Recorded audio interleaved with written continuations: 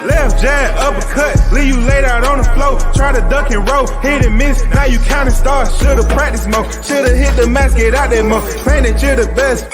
You gotta show me, son. Actions over words, baby boy. Is you real or what? Talking way too much, world come. Back sports, talking way too much, world come. Back sports, talking way too much, world come. Back sports,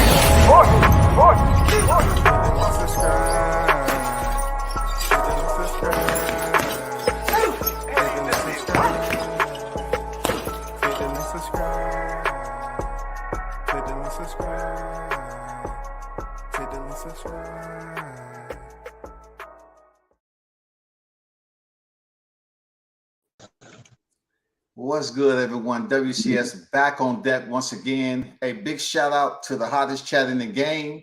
Back at it. We have the one and only Mr. Rick GLASER back in the building. Of course, we already know. Big salute to the supporters and ones who tune into the channel. Mr. GLASER, how you doing today, Rick? Scotty, call me Rick, and I'm doing well. Thank you for asking on this wonderful Friday. And here we are in August, and we're getting ready for more big fights in the NFL football season coming up. So a lot of excitement in the air right now between the big fights that are coming up. One tomorrow night, Navarrete and Valdez on ESPN, ESPN Plus, and ESPN Deportes. You got got a lot of good fights coming up. In the next few months, no question about that. Yeah, I like that Navarrete Oscar Valdez fight, rather. It was supposed to happen before he fought Shakur Stevenson, but he ended up fighting Shakur Stevenson. You know what I'm saying? Right. Hey, so I want to talk to you. It's not an elephant in the room. You've been around these blocks before there, Rick. It can get very controversial. And I remember when we was initially meeting, and the first time we met, we talked on the phone about everything that was said about you, about, you being biased, racist, and everything else. And we sat there and chopped it up on the phone. I couldn't find one piece of documentation to prove that you was what they said you were. And there was a lot of people that was telling me they couldn't produce one evidence. So yes, not too long ago, a couple of days ago, whenever it was, I forgot. But you was invited over to Martell's show. Another content creator that claimed to be in the business. And I'm not doubting he is in the business of boxing, but I know you had been around the sport for quite some time on a different level. What was your initial thoughts when he invited you on the show? Well, I didn't have any, I knew he was a race baiter. I knew he was an LDBC guy. And you know what? They deserve to learn about the business of professional boxing from a real professional like myself. So you go on some of these podcasts, even though they're haters and that they're racist and everything, at least you can try to teach them, with my 32 years of, worldwide boxing experience. This is the only thing I've done for 32 years of my life. And you try to help people. And instead, some of these people, they just want to abuse you, call you racist. I bought my wife. My wife's a black woman. I bought my wife. I mean, just the crazy shit these people say. So basically what happened was I was invited on the show. I knew what I was getting myself into. Okay, I'm a big boy. I can speak for myself. I'm a brazen guy. It's no big deal. So I went on the show, and I'm trying to give him points and explain things to him. Then he says, well, Terrence Crawford only fought once a year for a couple years. He's only been fighting once a year. I said, well, first of all, you're talking about pandemic times. Okay, and I didn't say that to him, but I said, sure. He fought once a year because he turned down fights. So he said, well, what fighters did he turn down? I says, I didn't say he turned down fighters. I say he turned down fights. Well, what do you mean? He turned down dates and opportunities. And I never had a chance to say to him what the reason was, because he didn't want to fight in front of no crowd in the bubble in Las Vegas because the COVID people weren't allowed in to watch the fights, right? and he jumped on me again. Well, I said, "What fighters did he turn down?" I says, "I didn't say he turned down fighters," and okay, I said he turned down fights. He asked me, said that he jammed that question at me 3 times in a row, and I already had told him twice. Okay, then he was putting his head obnoxiously in front of the screen sideways like I was crazy. Okay, and you know what? I had enough for the guy. The guy is what everybody says he was, a race baiter. Okay. He knows nothing about boxing. I could just tell people were laughing that saw the thing, that were in the business, and they were laughing. He didn't know anything. Okay. He says he's in the business of boxing. He's not in the business of boxing. Nobody knows him. He may be in the sport of boxing and have a couple low level fighters, like 4-round guys and stuff. Okay, fine. But don't come across and try to debate me. I mean, it's ridiculous. I've been an expert witness in 34 boxing related lawsuits over my years in boxing. I'm a New York State Hall of Fame inductee. I'm an elector in Canastota in the big Hall of Fame. And I get paid for my opinion every day and advice in the world of professional boxing from 47 different clients. And it's utterly ridiculous that this guy thinks he's actually smarter than I am. Then there's people on this thing that say, "Oh, you schooled him, brother. You schooled him, bro." Schooled my fucking ass. Okay? To shine my shoes, he need a fucking spotlight, that dumb bastard. Please. And everybody says, "Well, why did you get so mad and jump off? Were you scared of him?" I said, "Scared of him? He was such a fucking jerk off." And I kept repeating, "What fight is he turning? What fight?" I mean, I just told you twice in a row. He turned down fights, not fighters. You know, they never got to the point of fighting anybody because he didn't want to fight in the bubble because of no people. It was that simple. He just didn't get it. He kept jamming that question, and then he's looking into the screen. His head's right up close to the thing, sideways. We're looking at me. His face is all distorted. He looks like a fucking jerk off. Then he called me and threatened me. I got the voicemail. I called me and I'm going to come to Buffalo. I'm going to see you man to man. Please. Save this man's life and tell him not to come anywhere near here. Trust me. Jesus Christ. Is this guy stupid? And let me break it down a little bit more. Hey Rick. Let me break it down. Nobody's dumber than Martel Brown. AK Manager Marty. Yeah, it's a hell of a name. Manager Marty. Yeah, he's a manager. So when he was, okay, first of all, when you went on the show, right, he was supposed to propose questions to you about the business. Okay. And right. And he wasn't even giving you your credit when you was actually giving him the correct answers. Like you was having receipts like you always do. You know, I mean, it was snap, crackle, pop. It was right away. And speaking about that particular situation with Crawford, you was trying to explain to him why fighters over there at PBC fight once a year, vice over there at Top Rank. 14, the average champion, the average world champion, for every world champion they have, the average per fight overall is 14 months.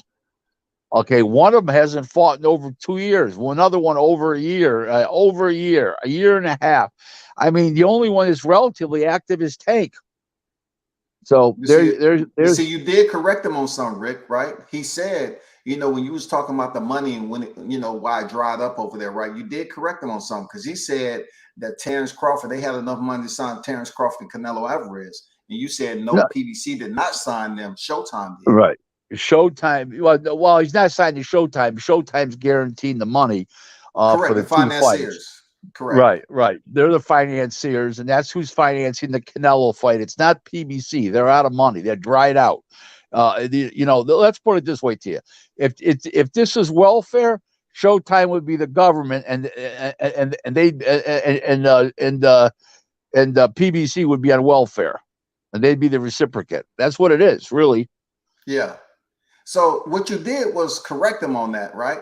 And it seems like every time you corrected him, Rick, he'll say, "Oh, guess So he wasn't really helping you, helping the debate. It wasn't even a debate. It was more like a lesson. You was giving him a lesson. Yeah, And you know what? look, Rick, He you said he and his incorrect. followers, his followers thought he won the battle. What battle? It was as one sided as Crawford versus Spence, for But Christ's sake. they wasn't there to learn, Rick. No, His followers in the chat wasn't there to learn what you was teaching them. They was just there to no. be a part of the peanut gallery. That's all that was. But I wanted to talk to you about. I wanted to ask you about this, right? The situation that led up, because when he was telling you some wrong information, you were saying incorrect. So to the point that led up to you leaving the show, I understand where you coming from. You said nope, that's incorrect. We're talking about Crawford, turning down fights during that pandemic area, what have you. And you said, I'm not talking I about never got opponents. to the point. I never No, got to the you did, point. Rick. Let me No. But I finish. never got to the point of explaining how Crawford felt and what I knew about the situation, because he kept interrupting me, the moron. Well, But continue. what I say, Rick, to that, right? You did specify opponents. You say, I'm not talking about opponents. It's not the opponents. It's the fight Right. days. You say, well, name two fights. Right. Name two fights. No, Right. look, what do you say? Listen, I said they're not opponents. They're fight dates. Well, Right. give me two. At that point, you had it. So this is where everything spiraled out of control for him, because he did pull it into the race baiting, and it's embarrassing to my people. You know what I'm saying? He's black like me. But I just want to bring this to your attention, Rick, right? You said incorrect several times on there when he was wrong. You didn't say, what you're talking about? You don't know nothing about none of that. Right. So when it came down to the culminating moment where you left, you asked him two questions. He said, are you effing stupid? And are you a clown? Now, those were questions. I told my chat, I said, all he had to do was answer the questions. You didn't say he was effing stupid or was he a clown. You asked him a question, period. Right. And Exactly. everything spiraled out of control. He brought your wife into it and all that other right. shit. Yeah, right. And to be honest with you, okay, he can say what he wants about my wife. My wife wouldn't even talk to him, wouldn't give him the time of day if she was to meet the guy. So I mean, he's just a jerk off. He just doesn't get it. My wife's not bought and paid for. My wife was when I met her, and up until the pandemic, she was a very successful businesswoman. She owned a small home nursing agency that she shut down during the pandemic because of all the problems. And then she just figured, listen, she's been doing this long enough, and she went for a change, and she's now a shift manager at a local nursing home here. Okay. And she loves to work. She loves to help people. She doesn't need to work. She's very successful. She's very comfortable financially. And it's stupid for him to even bring up my wife. I mean, He tried to say you had racial undertones, Rick. I'm gonna be honest with you. I didn't hear no racial undertones. I heard you frustrated and you just left the building because you're used to talking to people who understand. Because how many times you're going to ask the same redundant question, which was what fighters? I kept trying to explain to him it wasn't fighters, it was fights, and he didn't understand the lingo. And I even explained to him it's you weren't paying attention. Oh God. He's too busy making funny faces into the fucking screen and being rude and obnoxious. And then people say, well, why did I do what I did? I says, well, you fight fire with fire. He's going to be a jerk off. I'm going to treat him like he deserves to be treated. That's all. Simple. Absolutely. And I think you did well by redundantly repeat the question, because initially you said opponents. You said it's not about the opponents. It's not opponents. It's about fight days. Well, name two fighters. You said, what are you talking about? Did you hear me? I said it's not the fighters. But anyway, you Crawford, explain yourself thoroughly, brother. Can I explain? If you put boxing gloves on an 18-wheeler, Crawford, and you told Crawford it's X amount of dollars. If he liked the money, he's fighting the 18-wheeler with boxing gloves on. He's got balls down to his ankles. He's a cold killer. Okay, he's proved that. He's the best. Him and Inouye are the best finishers in boxing. Period. So I want to ask about the business part of it when it comes to, Crawford.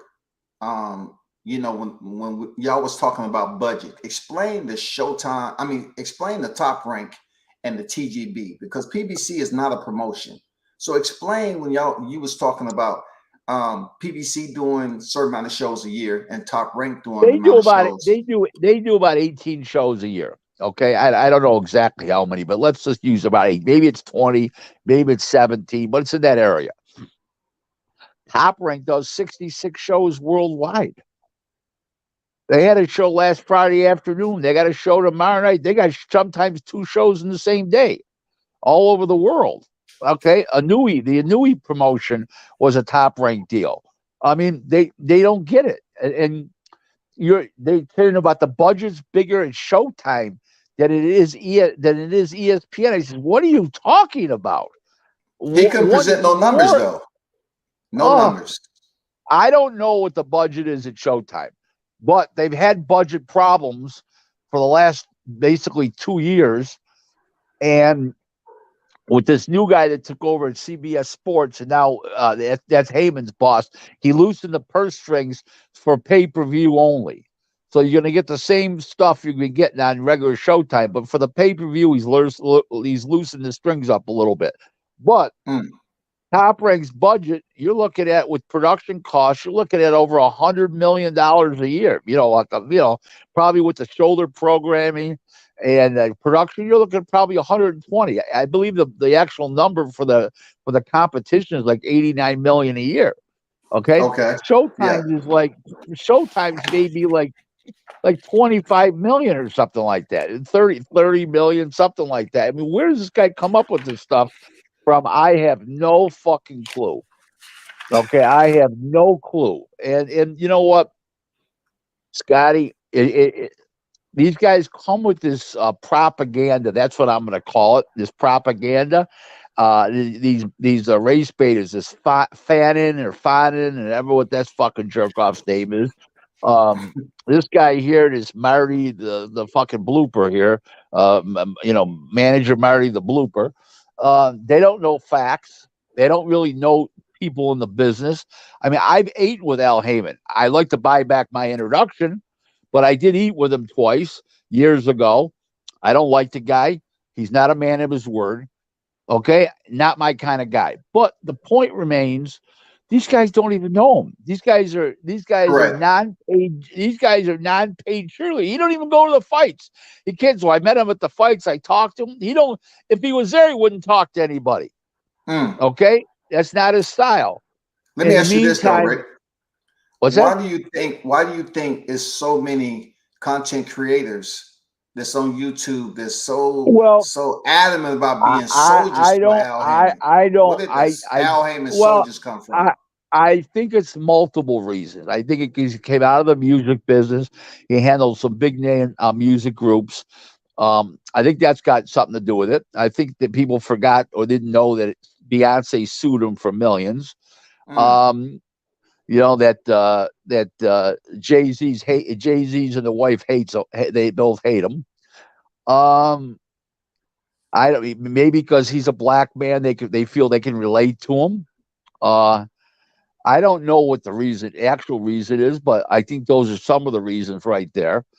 I think people that don't have a successful background wants to latch on and live their life through other people. I think that's a problem. And I just think that those are some of the reasons. Okay. I don't know that. Also, the thank you, Al Heyman, all these fighters, but you didn't hear Bud Crawford say thank you, Al Heyman, did he? No, he didn't. Neither did Spence. No. Spence didn't say thank you, Al Heyman, either. Well, he was too shell shocked. Normally he does. He was just too shell shocked. He normally does. But when you get beat up like that, and after the fight gets stopped, and you're half out of it, you're not thinking in your right mind. Believe me when I tell you, he was probably, as soon as he got back to the locker room, he's come around, he was probably on the cell phone begging Al for forgiveness because he didn't say thank you, Al Heyman.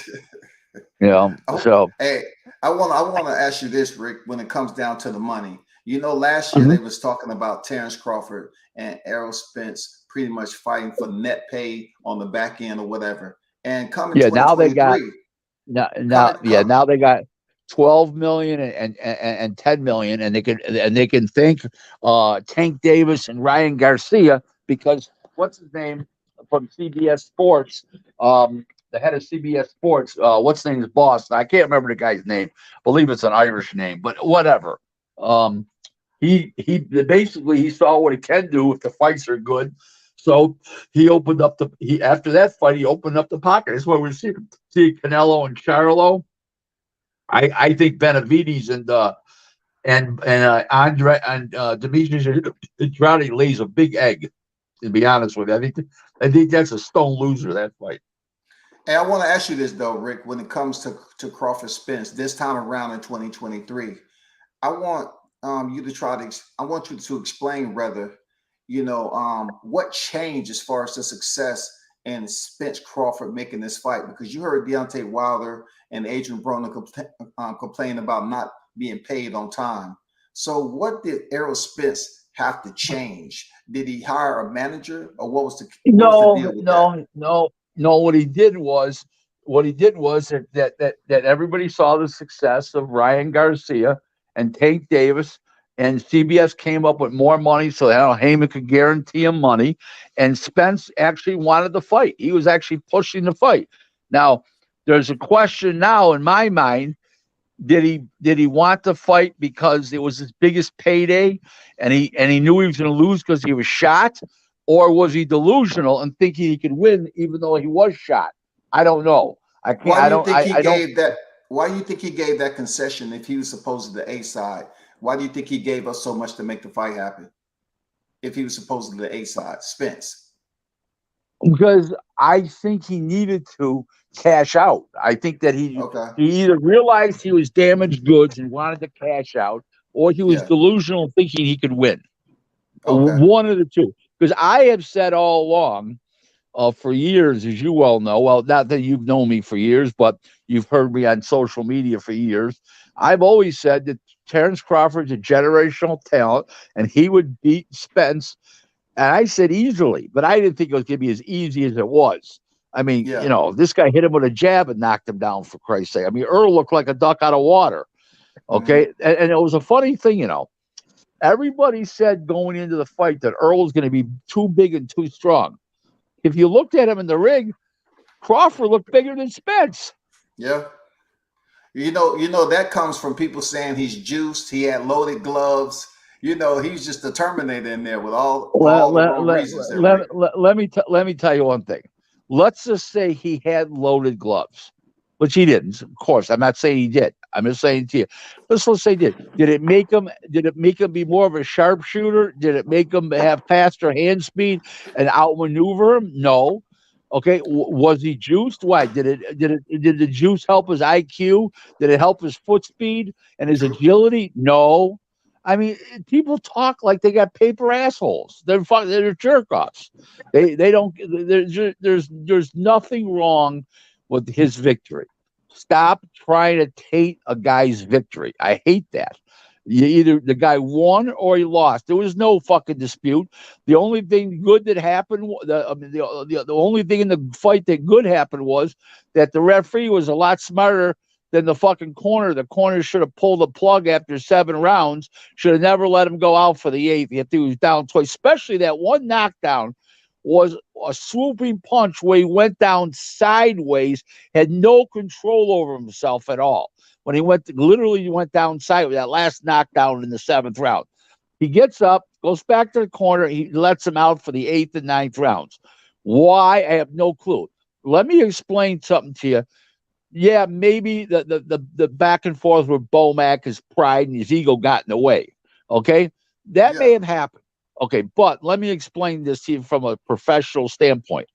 When you're getting beat down like that, your punches are getting wider and slower, and your feet are becoming farther and farther apart.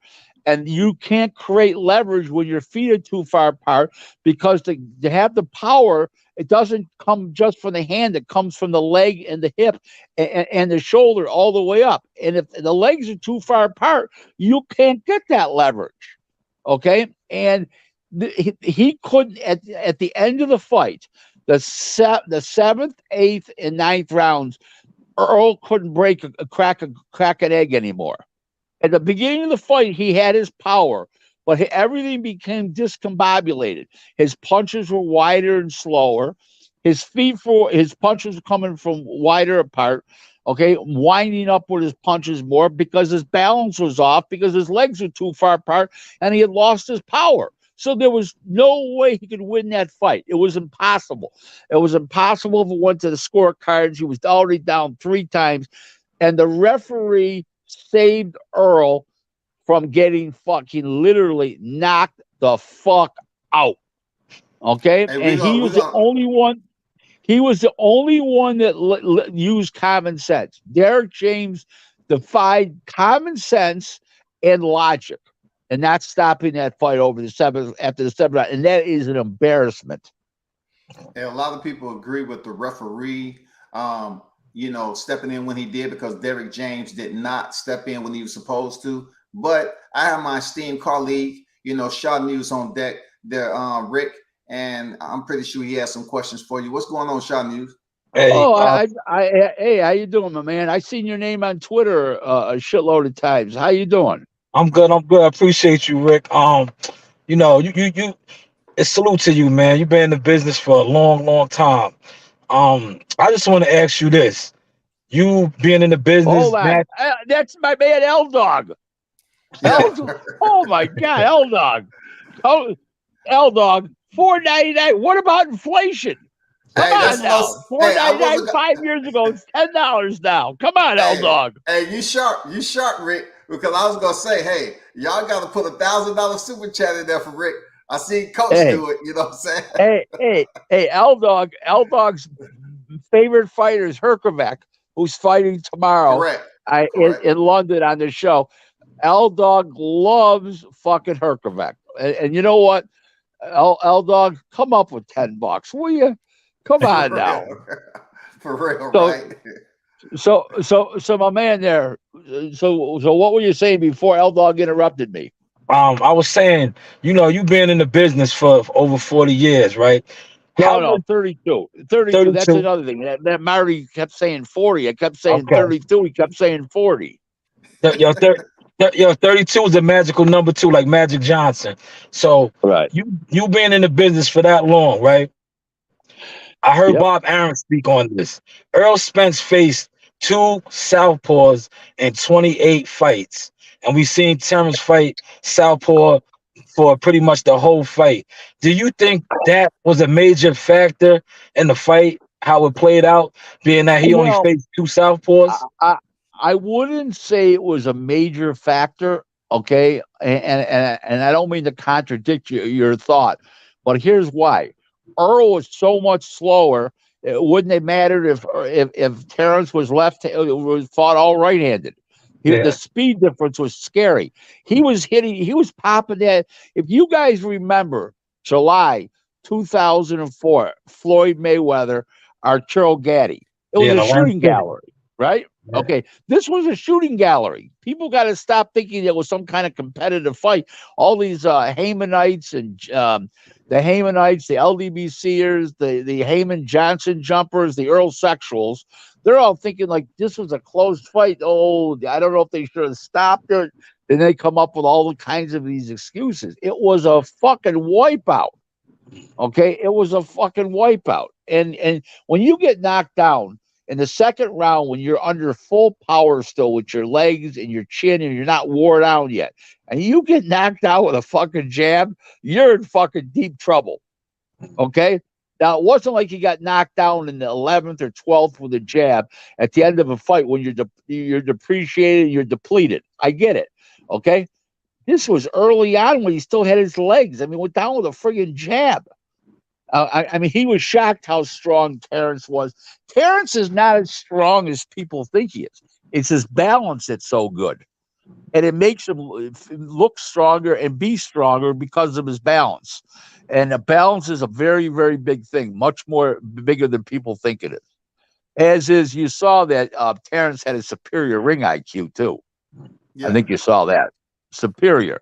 Now I don't know how loaded gloves and steroids would help a guy with a higher ring IQ.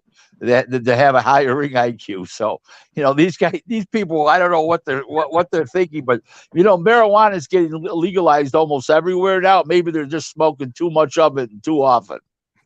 Yeah. You got another question, Shanuzo? Yeah. Sticking with the fight. What do you think, in your opinion, Derrick James? Because I know we was talking about Derrick James should have thrown in the towel. What do you think Derrick James could have done differently? And making adjustments for Well, Earl. I think that he never got Earl, whether he told Earl or not. I don't know this, but he never got Earl to circle him.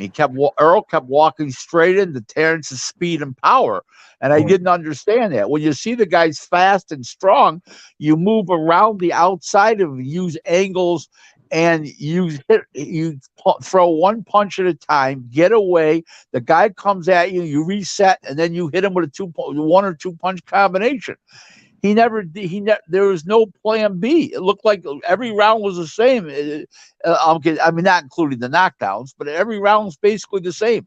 Now, Terrence, what's his name? Spence did a little better in the 8th round, is because I believe Terrence. No, yeah, because he wanted to see how hurt his prey was, and he wasn't sure and stuff like that. Because after remember, as soon as the 2nd round ended, 7th round ended at that knockdown, the bell rang. So he didn't know what he had left at that point. You understand what I mean? Now, if that would have been like 25 seconds ago, he could have seen, but he didn't know what he had left. So he was down, as they say now on the TV, downloading the data. Okay, that's their new thing now, downloading data. That's what they say on the TV. But in truth, I also think very something was different. I think Terrence let him win the 1st round to see what he had, and to give Crawford, give Spence confidence, so he would walk to what's his name. Because if you noticed, Crawford backed up in the 1st round. Spence walked forward, but then as soon as the 2nd round started, what's his name took it to him right away and started walking him down, and that's how the jab happened.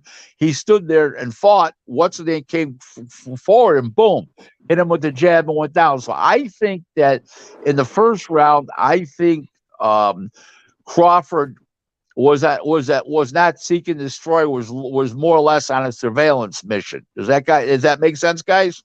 Yeah, absolutely. Right. Let me ask you this, Rick. Let me ask you this, because you said you was going to depart at 7 o'clock. So I want to make sure I get in the questions enough. So okay. I want to ask you this about the neurological residual neurological damage they was trying to, put that stamp on Spence potentially heading into this fight. So, Martel had an interview with Harvey Dock in which he did not know the referee's duties. And Harvey Dock made something perfectly clear that he's not looking for the condition of the fighter. They get checked out behind the scenes. Right. Could you tell us how thorough that is as far as people trying to claim that Spence had residual neurological damage heading into that fight? Well, okay. So for every fight in the state of Nevada, you have to have a head test, which is a CAT scan, and the other initials, I can't remember the other initials are, but you have to have 2 EKG or something, or one of them's the heart. I get the letters mixed up, but you got to have 2 head tests. You got to have a heart test. You have to have an eye test, and you have to have your blood has to be good, so you can't have hepatitis, HIV. And you can't have HIV, any of the forms of hepatitis, and you can't have HIV. Okay, so you take a battery of tests. Now, if you're more than 30, I might be wrong. They might change it now, but I think it's 36 years old. Different states have different rules. I'm trying to think Nevada. Correct. It's 36, I believe. And if you've completed over 250 rounds or completed, you have to take a battery of tests, including more neurological tests. You have to take a stress test, and you have to take about $6,000 in additional tests other than the ones that were provided. Now, I don't know if Earl competed in 250 rounds or more. That I don't know. He's only had about 28 fights, so I doubt he has. But and he's not over the age, so he probably didn't have to take those. But listen, did he? I don't think he technically had any neurological damage because they wouldn't have let him fight. It's against the law to let him fight. It's not a rule; it's a law. It's in law in Nevada. Who pays for those? Who pays for those health checks? The promoter does. Okay, so it doesn't come out the fighter's pay. I know you said it could, but I don't. In these type of fights, it doesn't. No. Okay. Okay. So I'm trying to explain this the proper way. Do I think he had damage that was detectable by tests? No, but I had noticed that I had run tapes from 2015, 2017, 2019, and then when he fought against Garcia, Danny, and when he fought what's his name, Ugas, and I could see his speech was getting slower and slower and slower, and he was thinking more every time he talked, like he was trying to think what he said, and these are all signs of damage. And I had said all along, I don't know if you heard him, Scotty, but I said he's not what he was. His speech is bad. And people say, you're not a doctor. Are you a doctor? I says, no, but you don't have to be a doctor to hear somebody's speech is fucked up, guys. Correct. You're talking slower. Listen, I'm 65. Okay. I'm still talking like I was 25 as far as mine. But in 20 years from now, I'm 85, I'm not going to be talking as fast as I do now. It's part of life. If I'm alive when I'm 85, we're talking about my 50-year reunion in 3 years. I said, well, first of all, this China had the steering committee for it. I said jokingly, but I'm serious about it too. I said, don't do anybody that's already been in bad health. I said, use women because they have a longer lifespan than men. This way, the way you want to replace them, but if they die in the steering scale. And I said, and keep in mind that women are better planners than men. Okay, so and this is all the truth. In the meantime, you're talking about a guy that was damaged. He flew out of a car at 100 some mile an hour. He's been getting hit in the head for years. Mm-hmm. He had eye surgery. Okay, the guy blinks when you talk to him. He blinks now. That could be neurological. Could be the eye problem. Still, who knows? Okay, it could have been bad eye surgery. I don't know, but he is not the same guy he was 6-7 years ago. You can see it. So what you saying, Rick, and being that they was bragging, there was a point in time, I'm pretty sure you heard that they was bragging about the Ugas damage. Errol Spence damaged Ugas, took his eye, broke his rib. And then when Terrence Crawford goes in here and beat him up, all of a sudden, Errol Spence wasn't healthy enough. Do you believe he should take this rematch? Will it be, no, I don't think he should take the rematch. I think he needs some time off. I think he should go for a battery of tests, spend 20 grand on tests to see if he should fight again. Because don't forget, he took a lot of damage in this fight. And I can't tell you if he should be fighting. I don't think he should be. I'm not a doctor, but his reflexes are slower. He took a lot of shots. He was on the deck 3 times. He was about to get knocked the fuck out totally. Told Harvey Doc did the right thing and stepped in, something that what's his name never did. Derek James, that was embarrassing, and that's the story there. Incompetent, man, very incompetent, man. What's that? I said he was very incompetent on that. He knew you got to protect your fighter, man. You got to protect your fighter. First of all. The corner, not the trainer. The corner, he's not the trainer that night. He's the corner. He's the chief guy in the corner. Forget about in the gym, and that's the trainer. He's supposed to protect his fighters. The first thing, the referee is supposed to referee a fight that's fair in the sense that he's supposed to be fair himself, and he's supposed to protect the guy when he gets too hurt. He did do that. He protected. He did his job, and he definitely protected the fighters. And Harvey Dock protected Spence from any more punishment. He held him up on the ropes. He pushed Crawford away. He held Spence up, and he did it perfectly. And I commend Harvey Dock's one of the great referees in boxing today. The best referees in boxing, Harvey Dock's definitely one of them. Jack Reese in California, Thomas Taylor in California. This is not in any particular order, folks. This is just these are three of the top referees, period, in boxing today. And Harvey Dock again did a fantastic job. I have nothing negative to say about Harvey Dock. Did an unbelievable job, and Harvey Dock can. When I hear his name, Thomas Taylor's name, Jack Reese's name, I know it's going to be fair, and I know he's going to count. They're going to count properly. They're not going to lose counts. They're not going to be distracted. They're true professionals, and he did a great job. And anybody that complains about this, I heard some people say, "Oh, he shouldn't have stopped the fight." The ref, I just.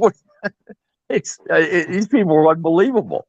They wanted poor Earl to die in the ring. Hey, I'm glad you mentioned Harvey Dock first, the black referee, because if you would have mentioned him second, Rick, they would have took that to heart too. No. I'm not. But wait. I'm also not saying he's first. They're all three great, is what I'm saying. No, I'm just being a little sarcastic. That's all. Oh, okay. I'm sorry. Yeah, I want to ask you about a part in yesterday too about the Republican Democrat, right? Because Martell was pretty much trying to explain, how he's all about the fighter and the business and getting the money and all that, right? So you explain to him, say, hey, you're a Democrat when it comes to this. You're all about, the fighter being overpaid for low quality competition. Then you say, I'm more so the Republican. I'm the one that's looking at the business aspect of it. Right. And can you break that down? Because he didn't quite get it. Maybe Martell needs to understand that he put it out there, and then he tried to switch it up when you told him that you was about the business. He said, no, I'm about the business and the fighting getting paid. Right. Well, see, what it is Heyman's overpaid these fighters because that borrowed money from the hedge fund, which is now $900 million that he owes, and when that ran out, he couldn't make those fights. Well, he was making fights that nobody wanted to watch anyways. Now, a guy like Jermell Charlo comes along 2 years ago and was supposed to fight the Polish fighter, and they said he had an injury. He didn't have an injury. He balked. He thought he was getting $2.5 million, and then Heyman explained he was getting $750. He refused to fight for that, so he balked. Okay, and the tide turned because they didn't have that extra money to pay the fighters from the hedge fund. So they had borrowed from the hedge fund, which is White Al Reed, which is now was bought out by McGuire of Australia. But the point is that's what happened. And he thinks you're supposed to overpay the fighter. Well, it's great the fighter. No, it's not good for the health of the sport and the health of the business. He didn't get it. Okay, because you're overpaying fighters to fight rummies. So what that means is you pay a guy $1.5 million to fight a stiff. Well, how much are you going to fight him to fight a real guy? He's going to want $5 million to fight a real guy when he's supposed to be getting $1.5 million to fight a real guy. But you got $1.5 million to fight a phony fight, and now an easy fight. So now what happens? You can't make the good fight because there's not enough money there. Now it worked well when Heyman had the money from the hedge fund to pay the additional, but now that money's gone. That's why Jermell Charlo sat out for the last couple of years. How difficult is it to become a manager, a boxing manager? How difficult is it? Because a $50 bill buys you a license, and any moron can do it. Marty proved that. I don't know if he had a GoFundMe to get the raise to 50. That I can't tell you. But in the meantime, it definitely it's easy. Just come up with $50 and sign your name and have proper identification, and you're in like Flynn. So it doesn't take much to become a manager. So this leads to my next question. No. Another rumor is that I'm a failed manager and frustrated I didn't make it in boxing. I don't manage fighters, not my business. My business is rendering advice for a fee expert witness in lawsuits and brokering deals every day. These are not my fighters I'm brokering. I'm calling up people that are managers, promoters, and they have fighters, or sometimes even fighters, and say, listen, would you like to fight such and such on this date? Okay, and there's 25,000. Okay, give you an example.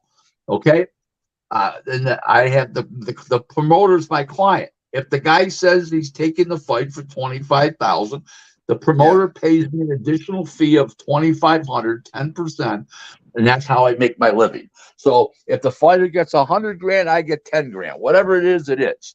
But there's a budget for every fight, obviously.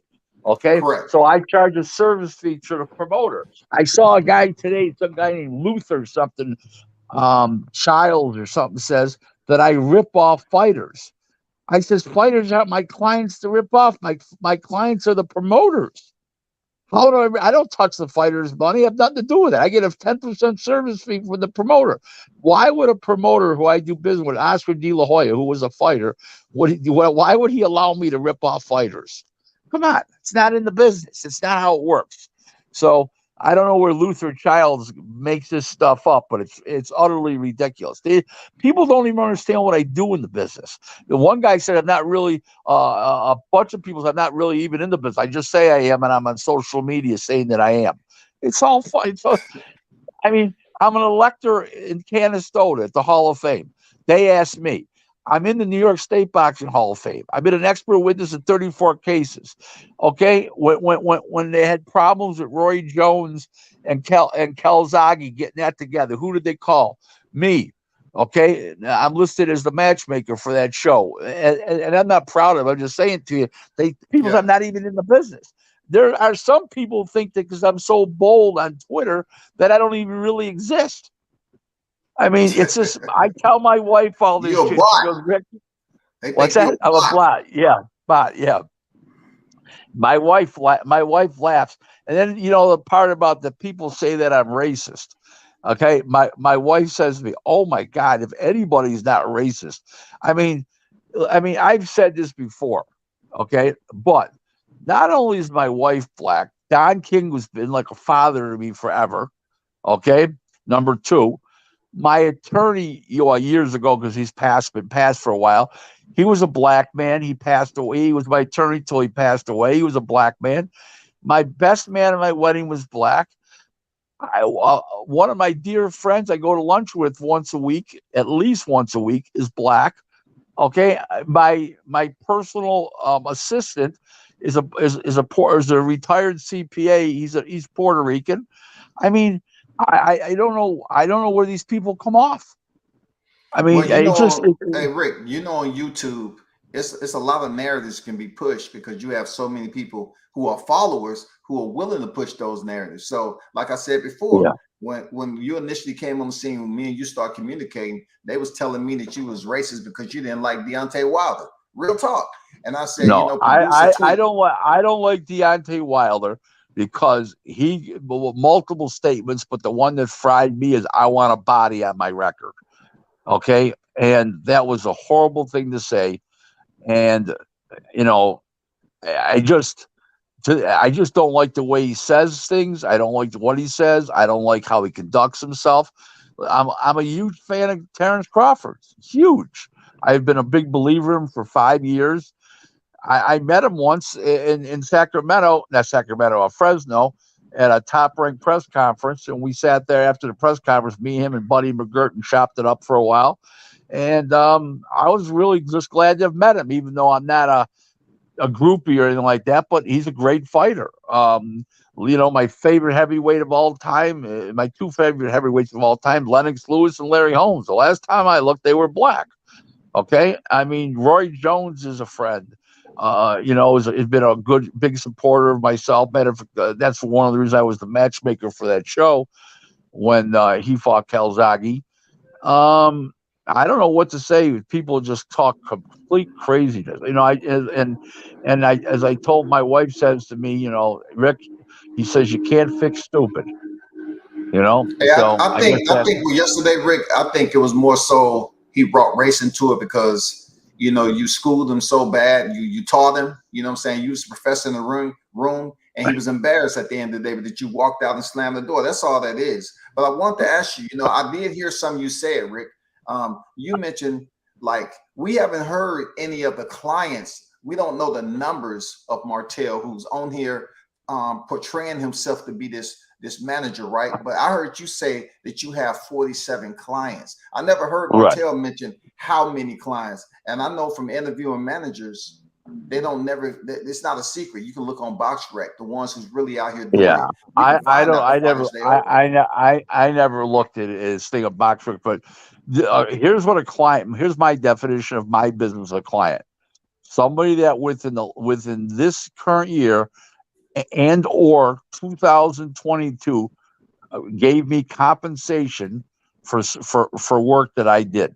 Okay, so in other words, that would be lawyers, that would be corporate people, some networks, a streaming company in particular, promoters, some managers.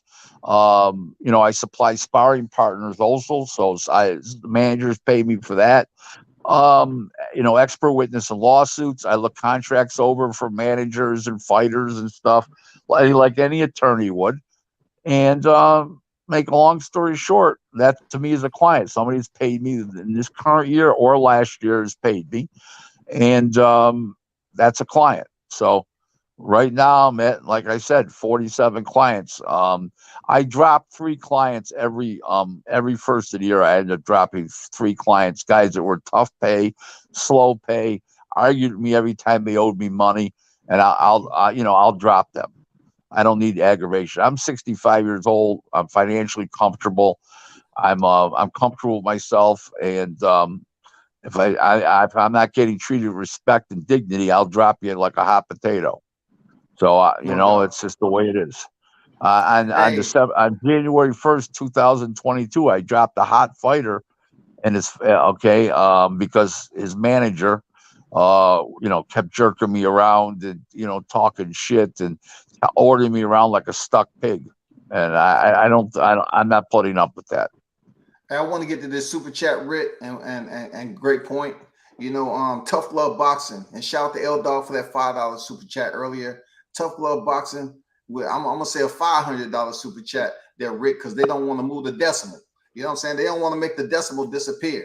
Well, they don't have to make it 500, but make it $10. Inflation, guys.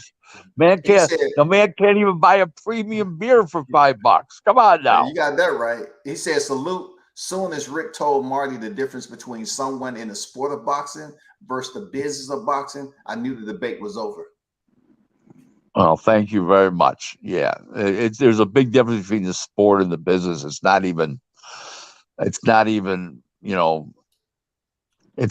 close. That's why I defined it years ago. The difference between there's a big difference between the sport of boxing and the business of boxing. And people ask me all the time, and I said, well, the fighters, the trainers, the conditioners, and most of the managers are in the sport. Some of the managers are in the business. The promoters in the business.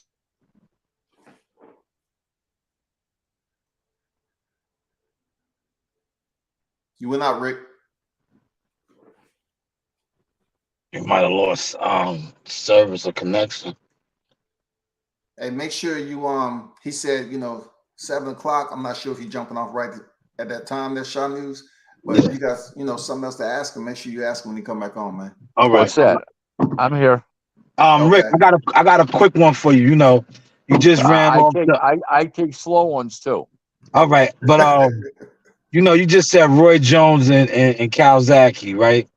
Right. Run down some more. 32 years. Just run down a couple more things that you did behind the scenes and helped out. I did all the Spatafora fights as Paul's matchmaker. Paul was the world lightweight champ from 99 to 2003. He finished his career a 49-1-1 at 38 years old. He didn't lose a fight till he was 37, but he wasn't with me anymore. He was 46-0-1 with me. His only draw was in a unification fight. And he's a great lightweight. He's about 44 years old now, and he trains fighters in Vegas. And I did all his fights. I did the Macho Camacho fights after the Trinidad fight in '94, all the way up to '99. I did the Duran fights from '92 to '97. I did Larry Holmes fights when he was on USA Network and ESPN back in the '90s. I worked with a whole bunch of fighters. I mean, Simon Brown. Hooked him up with the world title, with the eliminator with Ruben Bell, and then got the title shot with Bernard Hopkins. He didn't win, but that's not my fault. I can only make a good deal for somebody and a deal with somebody, period. I can't fight for him. I can fight for him with a pen in my mouth. I can't fight for him with boxing gloves on. Like I tell people all the time, people say to me, "Oh, you never had gloves on." I says, "No." I said, "I have had gloves on, winter gloves. I live in Buffalo." Yo, sticking with Paul. Why do you think that Floyd Mayweather avoided him so much, man? Well, What do you avoided him think it was twice. about his skill set that made? Well, he was very tall. Okay, for a lightweight, and also he was left-handed. He had a super high ring IQ, and he knew the science. He knew his way around the ring. His ring IQ was so high, and he had speed. And he was a white boy with speed. Now, there was another fallacy about Paul, that Paul wasn't a puncher. It's not true. Paul was not a head puncher. Paul was a great body puncher, and he punched much better to the body than he did the head. And what I do is, when I work with a fighter as a matchmaker for a promoter, and we have the fighter, I always ask the fighter, the opponent who we fought after the fight, a series of questions.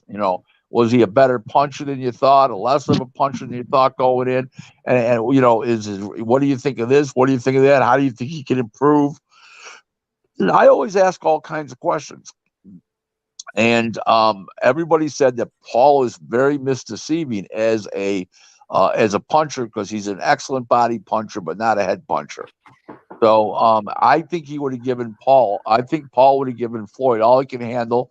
He turned the fight down in 2003 twice.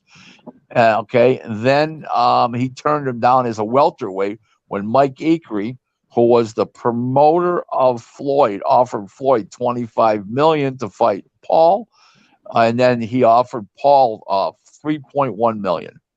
And Paul said yes, and Floyd said no. Twice Arum said that he made a deal with Mike from the fight, and he didn't fight him. That was twice. And to be perfectly frank with you, there was no doubt about it that the offer was real from Arum.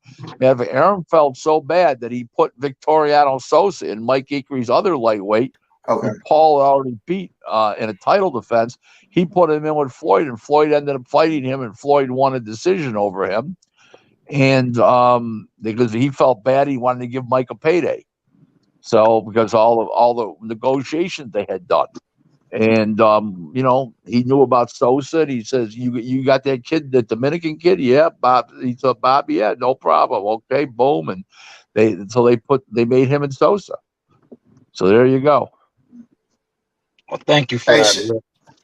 Hey, shout out to Mr. Gumbo, aka Hot Grease, with the $20 super chat. Rick, Listen, he was thinking about inflation. Hold it. Congratulations on $20. Thank you, my man. Listen, my wife's not ready to go to dinner yet. She's gonna give me hand signals. I'm ready, so we can continue until she gives me the hand signal. For sure. Okay? He said, Rick, you're not dropping me like on. For sure. Rick, you're not dropping me like a potato, because I'm part of the Hot Grease family. Salute to WCS and Sean Rick. No doubt. WCS. I got one more for Rick. Just one more, and I'll let you. Hey, you with one more. You got to follow me on Twitter. I follow you already on Twitter, Rick. I follow you already. Yeah, absolutely. Okay. 32 years. We spoke about the Gotti Mayweather. Have you ever seen another one-sided in the 32 years? Yeah. Calzaghe and Lacey. Okay. One-sided beatdown. And then the other one, before I was in the business, I was a fan, because I was a fan from 71 to 91 before I entered the business. And that was Roberto Duran bludgeoning Davey Moore half to death. Mm. And by the way, Davey Moore, Gaddy, and Calzaghe were never the same after that. And that's what I think is going to happen to Spence too. Okay. None of them were ever the same. They weren't even clear with shell of their old self. And the other one was Michael Grant with Lennox Lewis, 2 rounds and out. That was another fucking gross mismatch, and he was never the same. Okay, thank you for that insight, Rick. You can go ahead, WCF. Well, I want to know, Rick, heading into this fight in December. I know you already gave us your take. You don't think Spence should take the fight. I get it. You know what I'm saying? Based off, but it's more than likely he will be cleared. Oh no, he will ring, because he's shot, and it'll be one last big payday for him, and then he'll walk out of the game.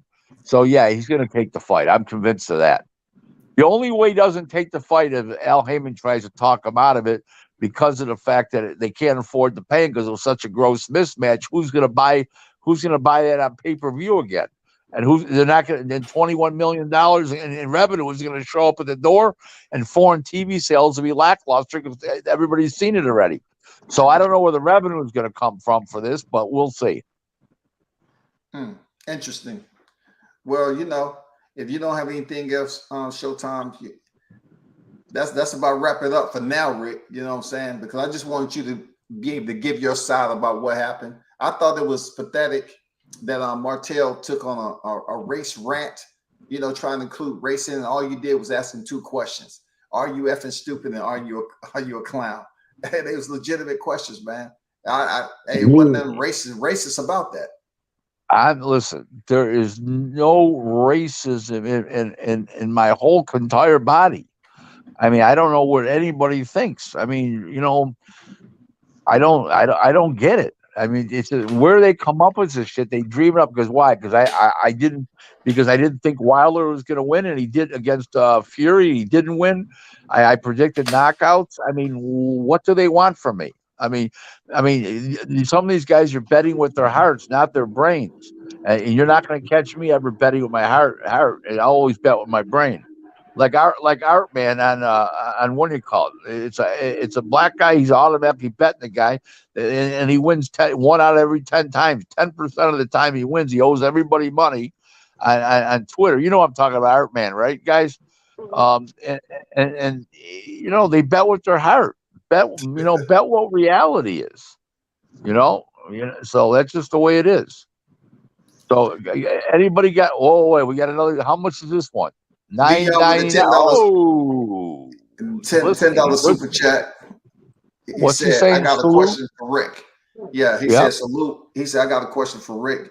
Did Paul spell it for Floyd Mayweather, or was that a rumor? So no, it 100%. It's on YouTube. The video. It's not a rumor. It's true. Okay, it was true, D Young. Hey, thanks for the super chat, my brother. But yeah, hey, it's always gonna be questions on here, Rick, about boxing and the business part when it comes to the PBC. 2022. Would you agree that PBC wasn't able to make Spence and Crawford?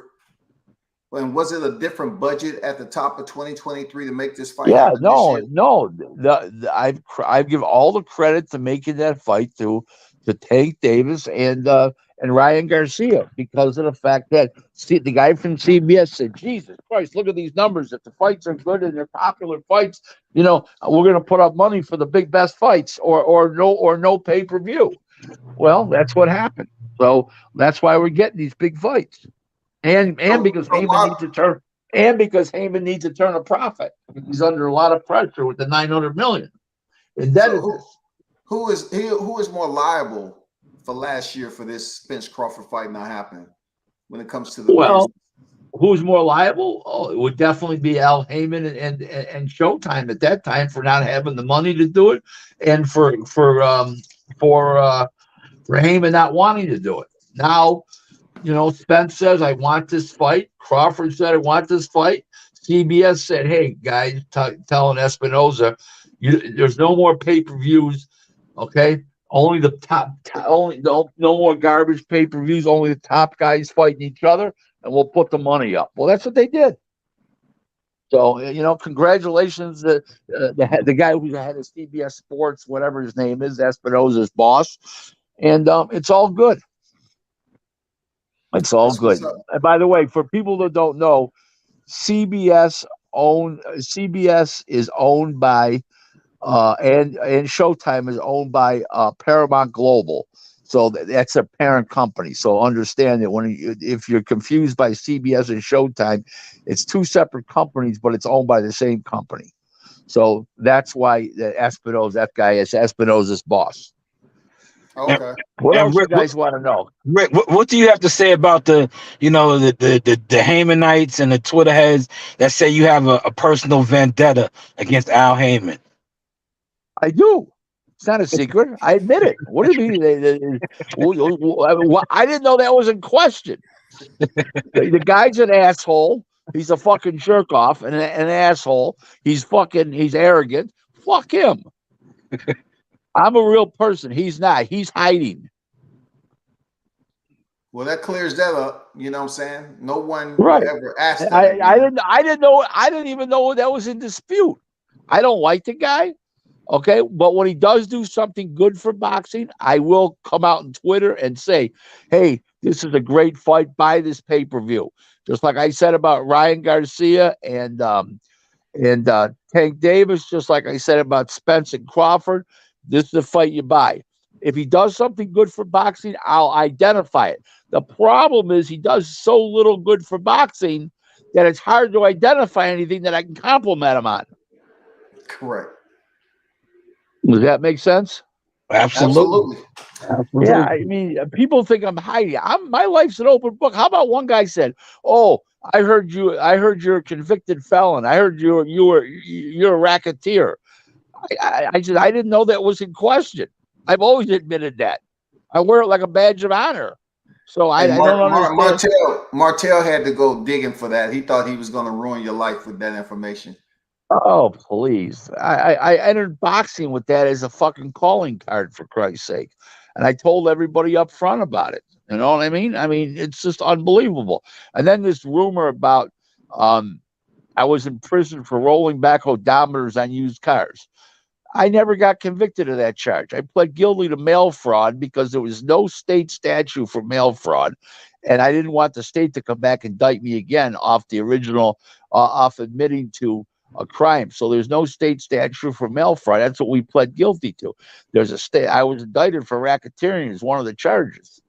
I got a huge fine, 50,000. It is what it is. But at the fine, 50,000 was a lot of money. We're talking about 1990. Yeah.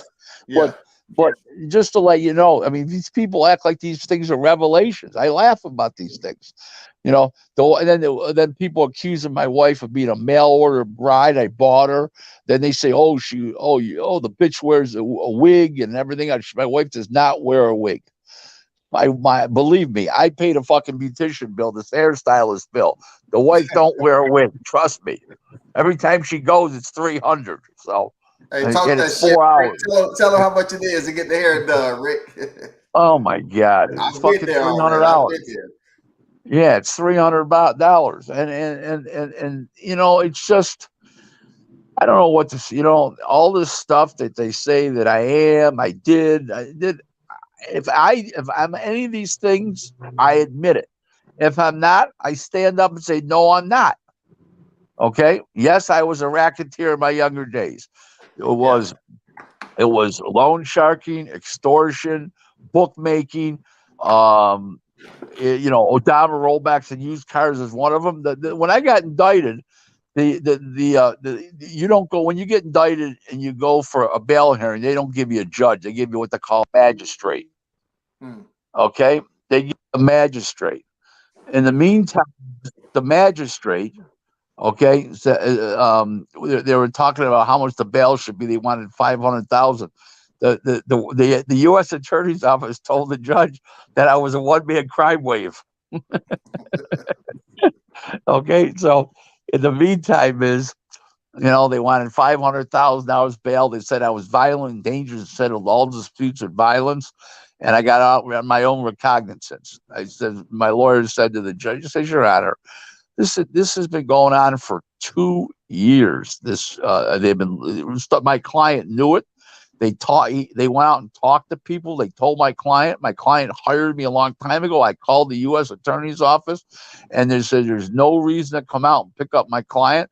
We'll turn him in anytime you're ready if there's an indictment. Well, okay, fine. That's what happened. I mean, I didn't run from anything. I took everything head on. A funny part of the story is that you guys are really like, this is a all-time classic. You ready? So I got indicted. You got to go when you turn yourself in. You got to go to the U.S. Marshal's office. Okay, Yeah. for the they take your picture, the fingerprints, they interview you, and they give you all this shit, right? And the guy went to put handcuffs on me. The woman, the good-looking blonde-haired woman, she says, "You don't have to put handcuffs on him. My husband works for him." her husband, her husband, my used car business. Her Yeah. husband was Yeah. one of my her husband was one of my buyers. He says, "You don't have to put handcuffs on him because my husband works for him." All So, about who you anyways, know. yeah, small world, right? So, and the truth of the matter is, everybody says all these things like they're revelations about me, and there's nothing that's my life's been an open book, and I'll tell you how I'm not careful, but how conscious I am.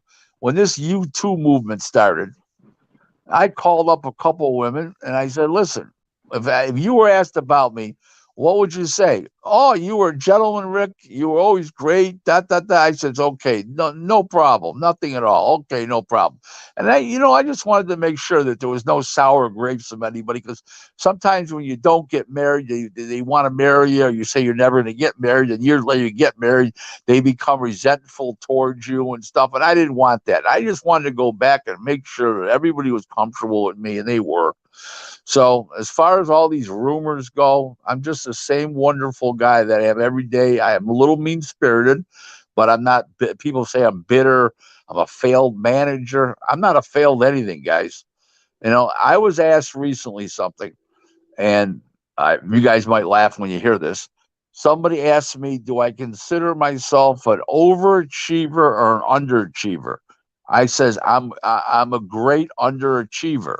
They go, why do you say that? You're successful. Because I says, with my brain power, my memory, my business moxie, I could have been a lawyer. I could have been anything, a real estate developer, and I chose boxing because I love boxing. So I'm actually really an underachiever because I'm not where in life where I should have been with my brain power and my financial resources that I had available to me over the years, growing up and as a young man. So I believe I'm a great underachiever. That's what's up, Rick. And also we know when it comes to boxers, it's not like boxers don't come from a checkered past. They can be felons themselves and come in here and change themselves around. You know what I'm saying? So I don't know why certain people want to dig up your history.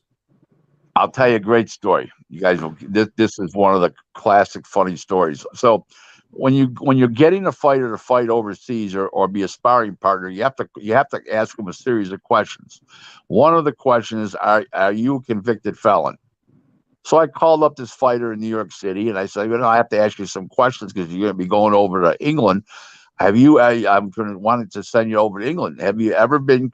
Are you a felon? Have you been convicted of crime? No. I said, okay. What about child support? The only child support. He goes, what kind of guy do you think I am? I'd rob a 7-Eleven to pay for my kids, and I'd rob a 7-Eleven the next month to pay for my kids, and the following month after that. So that's just the way it is, So, of course, you're doing business with people in all walks of society. I do business with people from corporate executives to street urchins, literally every single day. This is what I do. This is my life. This is my livelihood. This is my passion. And I'm doing everything I wanted to do in life, period. And I'm right where I want to be. I've got a great marriage. I've got a successful business. I'm respected by the people that are supposed to respect me. The minions, I can't help if they don't respect me. Okay, so that's on them. Their ignorance and their stupidity is on them. So that's where we stand, guys. Any Hey, that's more what's questions up. for you? No, that's what's up, Rick. When you said you're respected by the ones who supposed to respect you, you know what I'm saying? Right. That's the only Exactly. that's the only people you're supposed to be concerned with. Anything Yeah. else you got, Well, Shaw News? I mean the manager Martys of the world, aka Martel Brown. There, I don't know what people like this are thinking. The Fanons of the world, or Fanon, or ever how you pronounce his name. Looks like Fanon to me, and all of a sudden it's French. It's Fanon. So whatever he is, he is. You know what I mean? So what can I say? But I run all these things past my wife. So sometimes I don't mention nothing to her because I'm busy on the phone. I go over and give her all. So who accused you of being racist today, big boy? That's what she'll say to me. So and she laughs about it and stuff like. She's told people on the phone. That have called me up and you're a racist because they go to my website and they see my phone. You're a racist, and I'll put her on speakerphone. She says hello, and they go, "Who's this?" She goes, Rick's wife, and he says, "How dare you call my husband? He's a racist. You don't even know my husband. My husband's Mhm. the farthest thing from racist. I mean, it happens all the time. It looks like, what did I ever do to deserve this? There's a great story about Donald Trump. I don't know if you know this story, and I'm going to tell it to you, fine gentlemen. So Donald Trump was around New York all these years, and every time Al Sharpton or Charles Rangel needed a job for somebody getting out of prison, whether it was in a restaurant, a hotel, in construction, they'd call up Donald Trump and get him a job. It was that simple. Donald Trump donated to the NCAAPP everything that Charles Rangel and Al Sharpton asked for. They donated to. As soon as he came out as president that night, President. came out as running for president, the next morning he was painted as a racist by the press. Okay, there you go. Hmm. So somebody asked Al Sharpton about it, and you know what Al Sharpton said? He wasn't racist until he came out as a Republican. That's solid. So yep, yep. So guys, I anytime you guys want, you bring me on. Do what you got to do. You guys ask great questions, both of you, and most guys that have good podcasts have great questions. It's the Fanons of the world that have good questions. What can I say? And it's the Marty Browns and these kind of fellows. But you fine gentlemen have got great questions, and you guys got a lot of sincerity in your work. It's not phony. I respect that and appreciate it greatly. And give me a call anytime, and you want me on the show, whatever it is, as long as it fits in my schedule, I'm ready to go. And when I say it doesn't fit, it might not fit right then, but it might fit the following day. It's not like it won't fit, and 3 weeks later, I'll call you. All of a sudden, you fit in the schedule. No, you'll fit in within 24 hours. I want to ask you one last question, Rick. I wanted to know how did you feel, being that Martell was calling you a racist, but yet he was threatening you to come up to your doorstep and handle it, as a man, man to man. He's Well, gonna come see listen, you at your house. listen, You know what I'm saying? listen. Can I explain something to you? I'm 65 years old, and I don't know how old he is. He's probably 33, 34 years old. I'm not one-on-one, hand-to-hand. I can handle myself even at 65 with a guy like him. Okay, I'm not afraid of him at all. He came off as a moron, completely witless, a person of very low character, unlike you two fine gentlemen. Um, and I just feel that he is what he is. He can't help himself. And I don't know where he's got this deep rooted hate, and he's a total LDBC. Free what do they call free cheerleader? Or, unpaid cheerleaders are called on the internet, and that's what he is. He can't help himself. I actually almost feel sorry for the guy. He's so clueless because can anybody be this stupid? I mean, his picture will be right in the dictionary, right, for stupid people. And he says he's in boxing. I never heard of the guy till this week when it was the last week. Another thing he said on his show. Oh, he finally came on. He was scared. He finally going to come on because they mentioned to me a couple of weeks before the Spence fight. Well, in truth, I, I tried to get on a couple times and he didn't call me back. So I don't know what he was waiting for, but he did start out to say the show congratulating me, but he didn't say what it was for. What he was trying to say is because I picked Crawford over Spence, but he never actually said what it was for. No, he was just being sarcastic, congratulating you for showing up to the show, Rick. You know how it is. Yeah. You know, like you were supposedly ducking them, avoiding them, or something like that. Yeah, I don't avoid anybody. I wanted to in the 3 sit downs with the higher echelon of the mafia. I'm not going to tell you what city, and 3 times, and not knowing it's come out dead or alive. In the meantime, of course, I came out alive, as you can tell. But I don't back down from anything or anybody. You know, you nip things in the bud. You don't let them get out of control. The guy's a maggot. What can I tell you? He is what he is. He proved what he was on Wednesday. I guess it was Wednesday already. I don't even know what day it was, Tuesday or Wednesday, but whatever. You know, he is what he is. I mean, you know, it's just that these guys, they call them content creators. He's a fucking pork chop. It's a fucking mental midget. You know, I mean, seriously. I mean, I don't know. Just, you know, I was telling my wife about it, and she says, "Oh, and another genius." That's what she said. A guy who thinks he's a lot smarter than he actually is, and he definitely thinks he's a lot smarter than he actually is. He's living proof of that. So, big guy, you got any questions yourself? I appreciate your time, Rick. The insight that you gave me, because like I said, I'm considered an upstart in the business. You know, I don't got too many years in, but I'm an upstart. But the insight that you give as far as like consulting and, you know, brokering deals behind the scene, I appreciate the insight and advice. No, I appreciate that, but just make sure that you know these people are spreading that I'm a failed manager. Oh my God, dreadful. I told him, Rick, the people that you talk to, Martell will have to get permission and find out how to cross that bridge to talk to the people you talk to. Yeah. I mean, he's just it's a different level. I mean, I got people calling me up to see if I can get certain people on the Hall of Fame ballot in Canastota. People calling me up to be witnesses in lawsuits and all kinds of happy horse shit. And you know, they're not calling Martell Brown, that's for sure. I don't know. They're calling Martell Brown, but they're calling him a lot of names. Yeah, for real. Well, I appreciate you dropping through, Rick. You know what I'm saying? Thanks. As always, salute do me a favor. Do me a favor.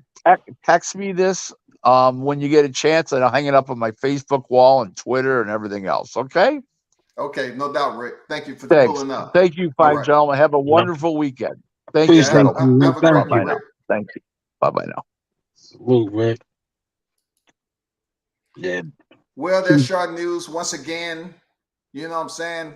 We was able to be on the front lines, you know, interviewing Rick GLASER once again in the media Serengeti. I appreciate you pulling up, my brother. I appreciate you, man. Me being an upstart and, you know, a rafter boy, getting a chance to talk to somebody with 32 years of doing things that I inspired to do is always great to hear insight from people such as Rick, you know, especially being a rafter boy and, you know, hey, what do I know? So it's good to hear advice from people that walk through those doors. You understand?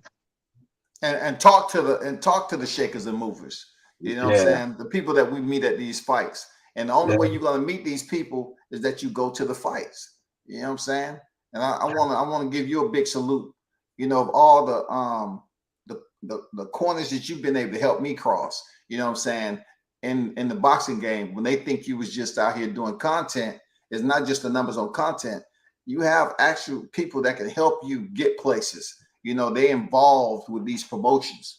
And, you know, Shard News has helped me on plenty of occasions, you know what I'm saying, at these boxing promotions.